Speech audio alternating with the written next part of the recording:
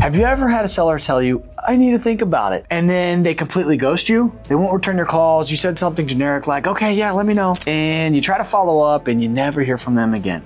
The reality is, most sellers don't need more time. They need something else. In this video, I'm gonna show you exactly how we handle this objection.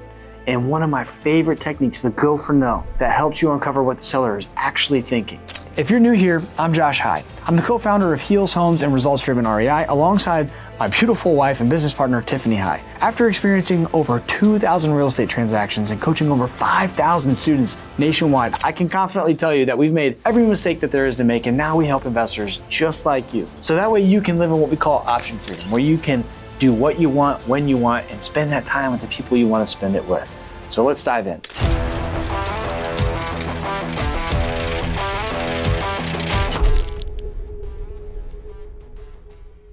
First and foremost, we have to understand what in the world are our prospects or these sellers thinking. See, they see you as this pushy, selfish, greedy salesperson. And so they have these mechanisms like, let me think about it, that they use to protect themselves. The truth is that they don't have to think it over. They already know their answer. They're just afraid to tell you the real answer because one, they think that you're gonna try to rip them off, or they don't trust that you'll understand their situation, or they are just afraid to make a mistake. And so they give you these blah responses that's really what we call a smokescreen. So let's talk about the tool that we have, which we call the go for no. It's a labeling technique. We're gonna label their response of let me think about it as this is a no.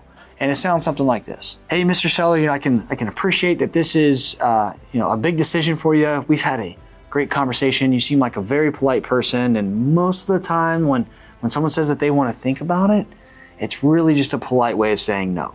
Now we pause right there because what's gonna happen next? When we go for no, there's gonna be 4 specific outcomes that we're gonna get. First one is the seller's gonna confirm and say, you know what, Josh, you're right. I don't wanna do this.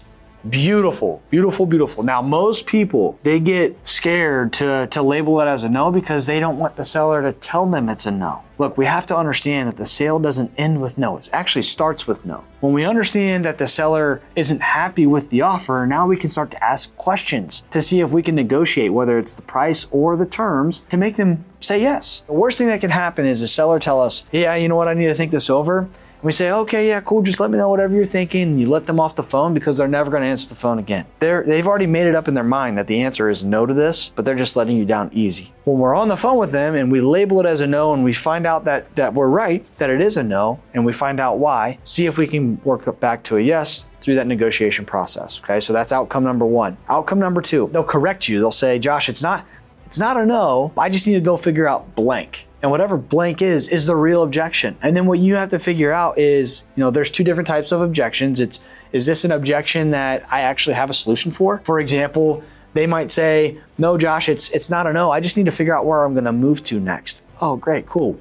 Have you started looking? You haven't started looking? Well, what's your criteria? Would you like help with finding a place? They might say yes. If they do, then this is value that we can add. We might even be able to put a contingency in our agreement that says this is contingent upon the seller finding a house 30 days upon acceptance of this offer. And if not, then we can either extend it or we can just void the agreement. But what's most important now is we need to get the yes and we need to get a signature so we have control of this agreement. Let's talk about an example that we don't have a solution. If something's in probate, for example, and they're already working with an attorney and that attorney's in their ear saying you can't sign anything until the title is transferred to your name. Unfortunately, it's just gonna have to go through the process of the attorney getting it transferred over into that seller's name. Then we can go and work our process. The third outcome is where they correct you and they confirm they're ready to move forward. Oftentimes I see this at the beginning of phone calls. You can also leverage this towards the end if you get any kind of like non-committal language where they're about to sign the agreement. They respond to your offer and go, okay, it's very unclear.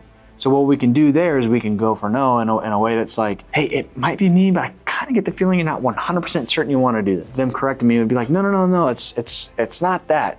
I'm ready to go, let's move forward, right? So they just confirmed I'm ready to go. Fourth one is where they really dig into, I just really want to think it over. I just don't make fast decisions, Josh, and this is my process, and it is what it is. I just want to think it over. This is where we're going to leverage the tool that we call boxing objections. For whatever reason, they still don't feel comfortable with telling us what the real issue is. They don't really need more time. They already have their answer. So what we're going to say here is we're going to say, okay, not a problem. I just have a few more questions for you. What exactly is it that you need to think over? Is it the idea of working with me? Did I do something wrong? Tone there is very important. And we're intentionally starting with the idea of working with me. Did I do something wrong? Because now I'm going to get like an empathetic response. Most of the time it's like, oh, no, it's not you. You've done a fantastic job. It's not you at all. Then we go to this next question. Is it the process? Do you have any questions about the process? The third question is the most common one where we ask, is it the price? And 9 times out of 10, seller goes, yeah, it's the price. I don't know if I'm gonna be able to do 190,000. I'll be honest with you. They already knew. So now we can start the negotiation there, okay? Now the fourth and final question here is, are you considering other options? So let's say, we're asking the price and they're like, no, it's not the price. Okay, are you considering other options? What we're looking for here is, are you talking to a realtor, considering listing the property, or are you getting offers from other investors? If we find out, and oftentimes we do, we find out that this is now a multiple offer scenario where the seller is shopping our offer, trying to get multiple offers. Then at this point, we're going to enable our multiple offer process. We don't have time to go through that in this video. Catch it on another video. We will definitely share that with you guys. But these are the questions and the steps that we go through when we get this objection, and this has helped us convert let me think about it into signed contracts. Don't let a seller off the phone simply because they are saying that they want to think it over. They already know the answer.